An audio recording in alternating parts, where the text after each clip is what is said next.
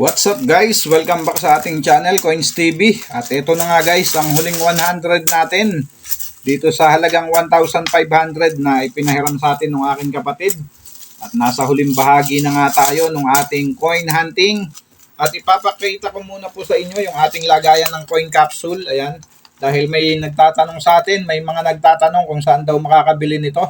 So i-click nyo lang po yung product na lumalabas dyan sa inyong left side screen ng inyong mga cellphone or laptop at makikita nyo po dyan at madadirect kayo sa Shopee para po makabili kayo ng mga coin capsule, coin album, coin tube at marami pang iba na lagayan ng ating mga coin collection. So dito ko po nilalagay yung mga binubuo natin na piso, 5 piso, 10 piso na series sa BSP. At syempre yung mga semi hard to find, yung mga hard to find, yung mga error coin na na-hunt natin. So ayan, dyan ko po nilalagay yan. At ito ay year 2017 na semi-hard to find at napakaganda ng kondisyon guys. Para hindi na siya magasgas at pumangit. So nilagay ko na dito guys para safe na safe siya na hindi na siya magagasgas. Ito po ay maganda guys para ma-prevent natin yung ganda ng ating mga coin collection. So marami pong iba dyan, marami kayong pamimilian. So i-click nyo lang yan guys, yung product na lumalabas dyan. At ito pang isa na semi-hard to find. So 2017 na 10 piso na napakaganda rin ng kondisyon guys. Para hindi na magasgas. So i-click nyo lang po yung product dyan at madadirect kayo sa Shopee. So ayan, sa mga nagtatanong, ayan po. Sinabi ko na sa inyo, i-click nyo lang po yung product na lumalabas dyan.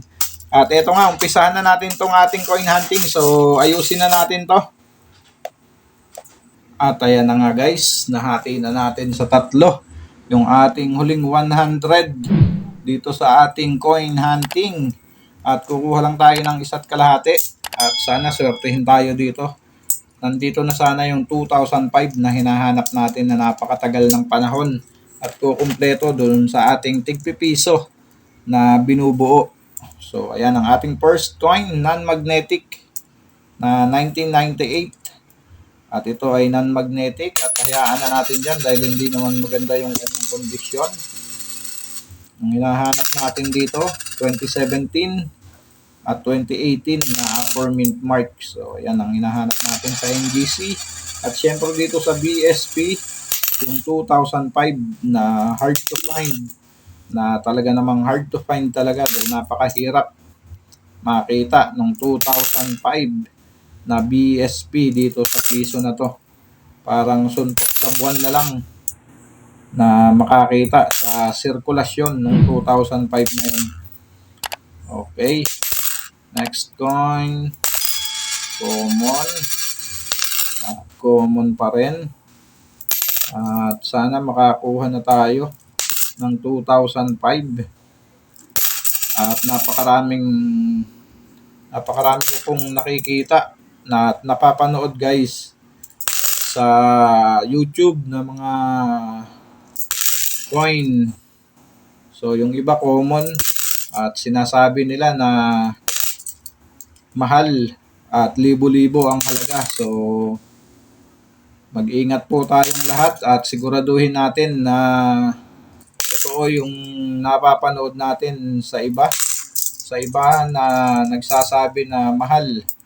So magbibigay na lang po ako ng isang example. So yung mga commemorative na 10 piso yung ginagamit nila na sinasabi nilang binibili nila ng libo-libo.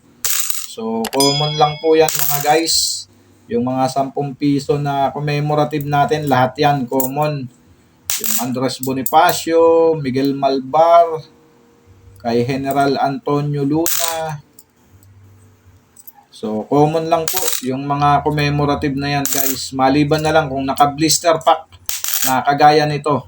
So ayan, yan po yung mga binibili talaga ng mga idol natin na mga coin collector. Pero pagka circulated na po, nakagaya nito, so wala po yan, common lang yan. Mas maganda pong ipambayad na lang natin. At saka yung mga commemorative na 5 piso. So ayan, yung mga bagong bayani, yung kay MacArthur. So common lang din yan guys. yung 70th anniversary. Ito po. So ayan, common lang yan. Ang binibili po yung 50th anniversary na MacArthur. So ito po yun. So ayan po yung binibili.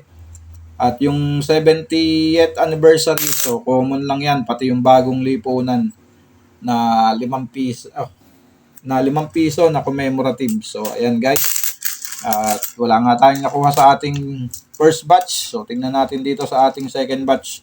So gaya nga ng sinabi ko, maging aware po tayo. At wag po tayo basta-basta maniniwala sa mga napapanood natin na nagsasabi na libo-libo ang halaga ng mga commemorative coin na yan. So common lang po yan at walang added value yan. Maliban na lang po kung error. Yun, meron pong magkakaroon po ng collector's value yan kapag may error. Yung inyong mga commemorative coin na 10 piso at 5 piso. Pero kung wala naman po, ay mas maiging ipambayad na natin.